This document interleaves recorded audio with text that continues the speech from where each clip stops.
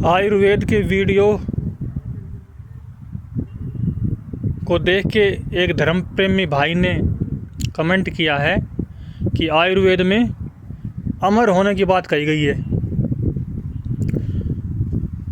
तो श्री पंडित भाई साहब जी, आप हमारे वेश को प्रणाम करो या न करो वो कोई बात नहीं है।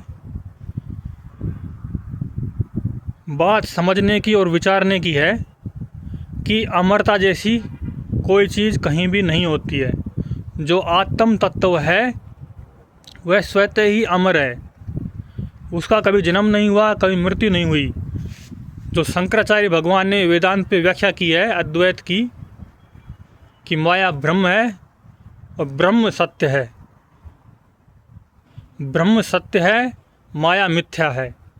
ये व्याख्या आपने खूब पढ़ी होगी, खूब सुनी होगी, लेकिन ये अमरता है, ये शरीर की नहीं है।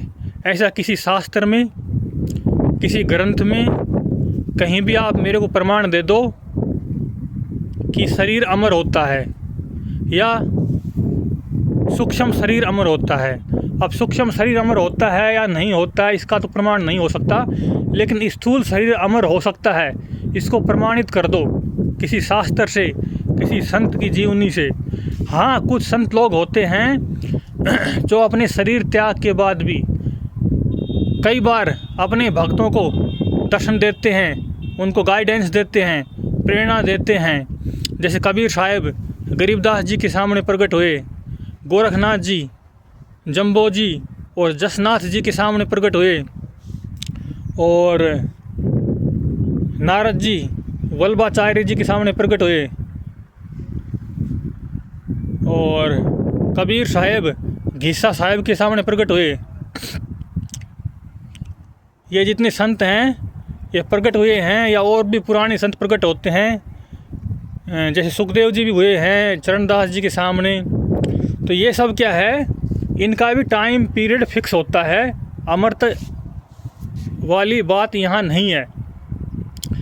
जितने भी संत महापुरुष हैं वो भी देह धारण करते हैं और उनकी देह का भी टाइम होता है। ये ज़रूर है कि कुछ टाइम तक, अब वो टाइम बहुत लंबा हो सकता है, क्योंकि हमारी जो जीवन की आयु है वो उतनी है जितनी कि हम देख रहे हैं, लगभग 100 साल के आसपास या उससे भी कम ही। ज़्यादा तो कोई बिरला ही होता होगा, 100 के ऊपर तो नहीं, तो कोई 80 के 70 के आसपास होते हैं। ऐसे संतों की आयु भी लगभग इतनी होती है। लेकिन जब कभी वो किसी भक्त के सामने प्रेरणा देने के लिए या दीक्षा देने के लिए प्रकट हुए तो आप कहोगे महाअवतार बाबा अमर हैं। महाअवतार बाबा भी अमर नहीं है। जितनी भी आकृतियाँ हैं, कोई भी आकृति अमर नहीं है। अब सबसे लंबी आयु है लोमस ऋषि की। वो कहते हैं कि उनके रोम रोम में जितने बाल हैं, अगर एक रोम का बाल उखाड़ो, इतने में कितने युग तक की उनकी आयु है।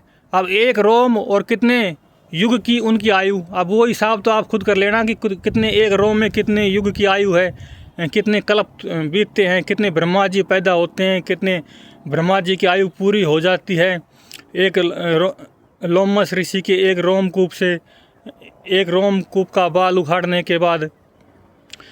तो रियल में अमरता जैसा शरीर के लिए कुछ भी नहीं है। आत्म तत्व सदा ही अमर है, वो न कभी उत्पन्न हुआ है, न कभी मरेगा, वो ज्यों का त्यों है। बस उसको जानना है, पहचानना है। अगर आपने जान लिया, पहचान लिया, तो आपके भी चरणों में प्रणाम करते हैं। धन्यवाद जी।